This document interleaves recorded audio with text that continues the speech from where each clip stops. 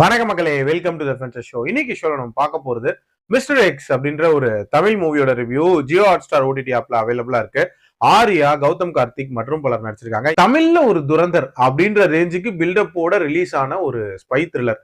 Title இந்த mister X இருக்குல்ல, இந்த டைட்டில கேட்கும் போதே ஏதோ இந்த மிட் நைட்ல இந்த சந்தேகங்களை தீர்த்து வைக்கிற டாக்டருக்கான ஒரு ப்ரோக்ராம் ஒன்று இருக்கும்ல, அதுக்கு வைக்கிற டைட்டில் மாதிரி இருக்கே அப்படின்னு நீங்க யோசிக்கலாம். பட் அது ஒரு ஸ்பையோட பேரு. அந்த ஸ்பை தான் வந்து சரத்குமார். இவர் என்ன பண்றாரு, ஒரு மிகப்பெரிய நியூக்ளியர் டிவைஸை வந்து தேடி ரஷ்யாவுக்கு போறாரு. அதை வந்து பத்திரமா பாதுகாக்க நினைக்கிறாரு. எக்கு தப்பா அவர் ஆபத்துல மாட்டிக்க அவரை காப்பாத்துறதுக்கு இன்னொரு ஸ்பையான ஆர்யாவை அனுப்புறாங்க.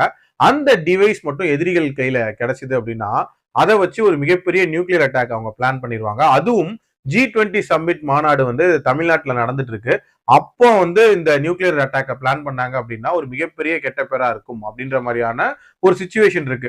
சோ இந்த சுச்சுவேஷனை முறியடிக்கிறதுக்கு ஆர்யா என்னென்ன விஷயங்கள் பண்றாரு, அண்ட் அந்த மிஸ்டர் எக்ஸை காப்பாத்தினாரா, ஆர் அப்படின்ற அந்த நபர் யாருன்ற மாதிரி நிறைய கேள்விகளுக்கான விடை இந்த படத்துல சொல்லியிருக்காங்க. கதையில ட்விஸ்ட் இல்ல, ட்விஸ்டுக்குள்ளதான் கதையே அப்படின்னு நம்ம சொல்லணுமா? அதுக்காக திகட்ட திகட்ட ட்விஸ்டா கொடுத்து நம்மள ஒரு விதமான சஃபகேட்டிங்கான ஒரு ஃபீலுக்கு உள்ளாக்கிட்டாங்க அப்படின்னே சொல்லலாம். சாதாரணமா நடக்கக்கூடிய ஒரு விஷயத்தையும் பாரு நான் ட்விஸ்டா தான் சொல்லுவேன் அப்படின்ற ரேஞ்சுக்கு நிறைய விஷயங்கள் ட்ரை பண்ணிருக்காங்க.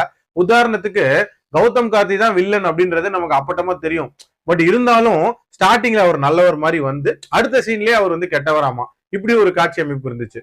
அதே மாதிரி ஹீரோவான ஆர்யா அந்த மிஸ்டர் எக்ஸை காப்பாத்துறதுக்கான காரணம் அந்த மிஸ்டர் எக்ஸ் தான் உங்க அப்பா அப்படின்ற மாதிரியான ஒரு ட்விஸ்ட் வைக்கிறாங்க. அதுலயும் ஒரு தங்கச்சி கேரக்டரை வந்து உயிரோடயே வைக்கிறாங்க. அப்பவே தெரியும் யாரு தங்கச்சியா இருப்பா, அந்த தங்கச்சி என்னவா மாறுவா அப்படின்ற மாதிரி எல்லா விஷயங்களையும் ப்ரெடிக்ட் பண்ற மாதிரி தான் இருந்துச்சு.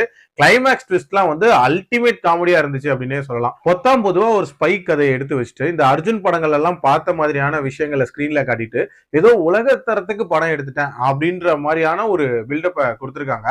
இந்த படத்துல ஆர்யான், கௌதம் கார்த்திக் இவங்க ரெண்டு பேரும் உடம்ப சூப்பரா ரெடி பண்ணி அந்த ஸ்பை கேரக்டருக்கு பொருந்திருந்தாங்க.